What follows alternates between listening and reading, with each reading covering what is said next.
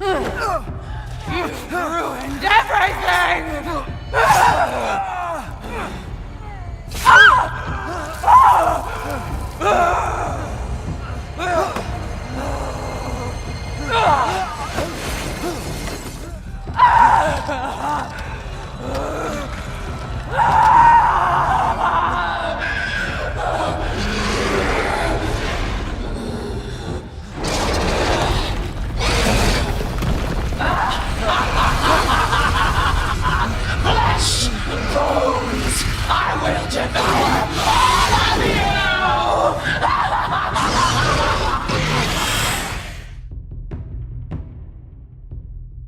Resident Evil Village has been out for some time, bringing with it new monsters to fight and secrets to uncover. Just like past titles, it's a relatively convoluted yet captivating piece of world building, involving twisted megalomaniacs infecting people with horrifying afflictions. I've spent a lifetime creating this moment, and you try to take it away from me.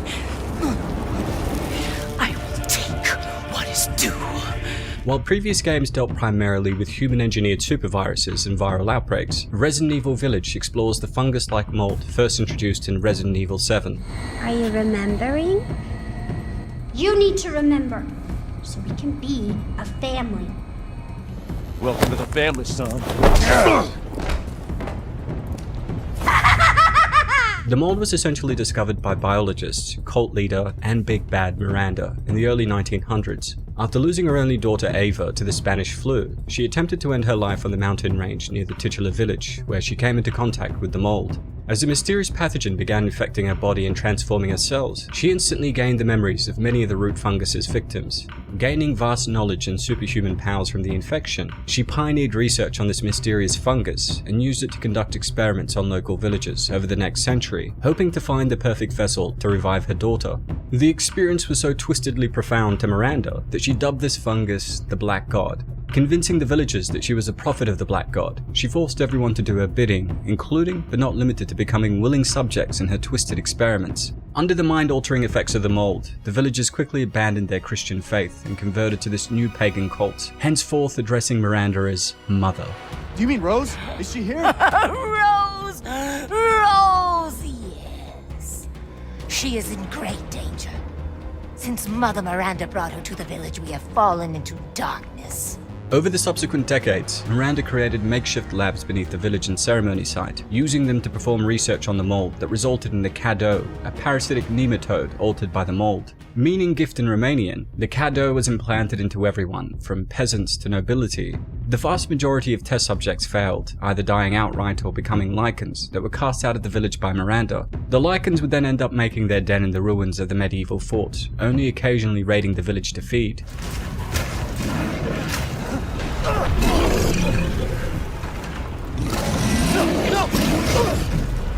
The most promising candidates of Miranda's Caddo experiments were themselves the descendants of the four kings who ruled over the region: Alcina Dimitrescu, Karl Heisenberg, Donna Benviento, and Salvatore Moreau. Although none were suitable vessels for Ava, Miranda recognized their ancient feudal rule over the region and formed a council with them. The man is of no real use to anyone else, and my daughters do so love entertaining foreigners. Furthermore, I can assure you that you entrust the mold to House Dimitrescu. My daughters and I will live with Way ugly! I want to see! He's awake! Maybe should come! In the early 1950s, Miranda would employ British medical student Oswald E. Spencer as a research assistant, after rescuing him when he got lost hiking. Although Spencer was deeply inspired by Miranda's research, he soon departed due to a conflict of interest and ideology. Namely, Miranda sought only to revive her lost daughter, whereas Spencer wanted to bring about the next stage in human evolution.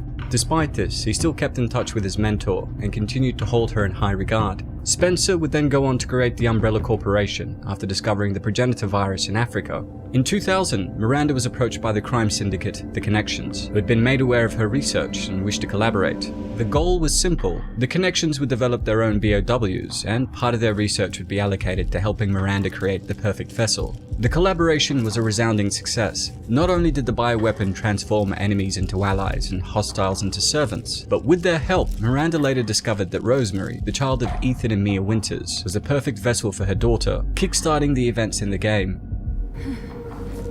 I'm glad you saved me. Why are you here? I was caught and used in experiments. Through implantation, Miranda and later the 4 House Lords used the mold to mutate the villagers in a series of horrifying tests. The process would involve injecting the Caddo directly into the host's torso, kickstarting a horrific transformation that varied depending on the genetic alterations made to the mold itself.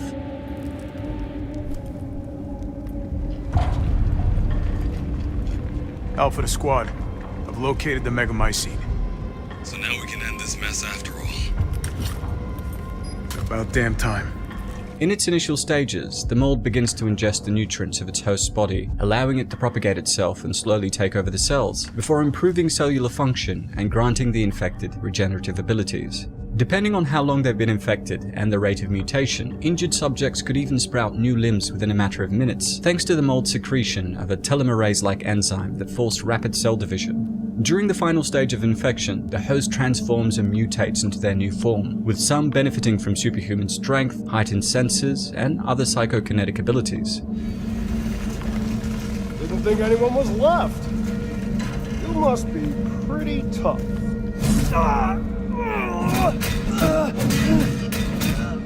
Mother Miranda's gonna love you. In addition to spending her days capturing the hearts of social media users, Lady Dimitrescu conducted a fair bit of nefarious experimentation of her own. After being lured by Miranda to a crypt beneath a village at the age of 44, Dimitrescu was surgically implanted with a Caddo parasite. This mutated Alcina's body considerably, granting her regenerative power, retractable claw-like nails, and the ability to transform into a dragon-like monster at will. Moreover, the parasite halted her aging process, maintaining her appearance. In spite of these impressive biological changes, the resulting mutation, in conjunction with Alcina's blood disease, caused her to develop porphyria. As a result, Dimitrescu needed a ready supply of fresh human blood to maintain her health, and was therefore judged by Miranda to be a failure. Mother Miranda, I must protest. Give the mortal to me, and I will ensure he is ready. Shut your damn hole! And don't be a sore loser! Although she was no use as a host, her claim to Castle Dimitrescu was recognized, and she was allowed to take residence in the village as one of the 4 lords, maintaining order over the peasantry while aiding Miranda in her research. Her alliance with the other houses allowed her to rule the castle with barbarous cruelty, with Lady D regularly employing new staff to replace those who'd been taken to a dungeon to be drained of blood.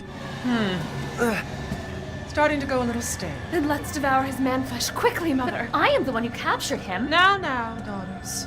First, I must inform Mother Miranda. Her own experiments into the Caddo would yield some interesting results, creating the vampire-like Morocca and the witches. After implanting the corpses of 3 women with the mold, over the course of a week, the fly-like organisms that hatched then consumed the flesh of all 3 bodies. Having assimilated their DNA, the flies merged to mimic their human shapes. Naming them Bella, Daniela, and Cassandra, Dimitrescu immediately formed a bond with her creations, and came to regard them as her children. The trio were pretty much similar to her in that they were ageless and relied on blood for sustenance. However, they were incapable of withstanding cold temperatures and would remain trapped within the confines of the castle.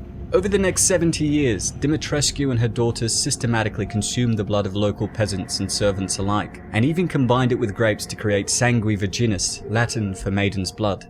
Mother, I bring you fresh prey. You are so kind to me, daughters. After sapping the blood of unwilling female participants, Dimitrescu would inject them with the mold, transforming them into the vampire-like Morocca, whose name was derived from the creatures known in Romanian folklore as the Moro. Refining the Caddo further, Lady Dimitrescu gave birth to the Samka, essentially Moro with characteristics similar to bats, including a pair of wings and a long blood-sucking tongue. While the females lived on as the Morocca and Samka, the men were consumed and hollowed out to be turned into scarecrows for the castle vineyard, indicating that Lady D truly didn't like the D. Ungrateful, selfish wretch! You come into my house! You lay your filthy man-hands on my daughters! And now you even try to steal my property! Resident Evil Village is a thrilling adventure that I had a lot of fun with. I'm thinking of exploring the game in more detail with a breakdown of the Lycans and the 4 House Lords, so if that's something you'd like to see, let me know in the comments below. Well, that's all for today folks. If you enjoyed the video, don't forget to hit like and subscribe to stay up to date on all my content, and yeah, if you have any other suggestions, feel free to leave them in the comments below. As always, it's been a pleasure. Niyat here with Film Comics Explained. Thanks for stopping by. Look, you got this all wrong. Take a seat. Listen, Ethan, you're being played. Lady, supersized bitch. Ugly ass psycho doll. An emeronic freak. Don't you get it? It's a test. To see if you're strong enough to be a part of Miranda's family. I don't want to be a part of Miranda's family. Neither did I, but here we are!